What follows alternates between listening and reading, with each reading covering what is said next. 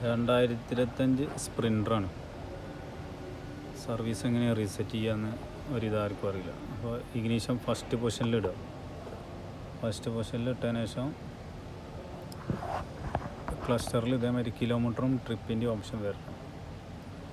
എന്നിട്ട് ഇത് 10 സെക്കൻഡ് ഞെക്കി പിടിക്കുക. 1 2 3 4 5 6 7 8 9 10. എന്നിട്ട് ഇത് ഞെക്കി പിടിക്കുക. അപ്പോൾ ഇവിടെ ഇങ്ങനെ വരും. ഇങ്ങനെ വന്നതിന് ശേഷം ഇത് ഡൗൺ സൈഡ് അസിസ്റ്റ്, ഇതിൽ പലത് നമുക്ക് റീസ്പെൻഡ് ചെയ്യാൻ പറ്റും. വെഹിക്കിൾ ഡാറ്റ എടുക്കാൻ പറ്റും. പിന്നെ അസിസ്റ്റ് പ്ലസിൽ ഓക്കെ കൊടുക്കുക. അപ്പോൾ ഇഗ്നീഷൻ ഓണാക്കാൻ പറയും. ഇഗ്നീഷൻ ഓണാക്കി കൊടുക്കുക. ഇഗ്നീഷൻ ഓണാക്കിയതിന് ശേഷം സർവീസ് ഡാറ്റയും പറയും, ഫുൾ സർവീസും പറയും. ഫുൾ സർവീസ് കൊടുക്കുക.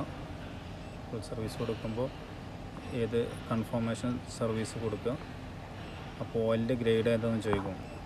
അപ്പോൾ ഓയിലിൻ്റെ ഗ്രേഡ് ഇവിടെ നമ്മൾ വയ്ക്കുന്നത് 22851 ആണ്. അത് കൊടുക്കുക. സർവീസ് യെസ് കൊടുത്താൽ ഓക്കെ ആയി, കൺഫേം.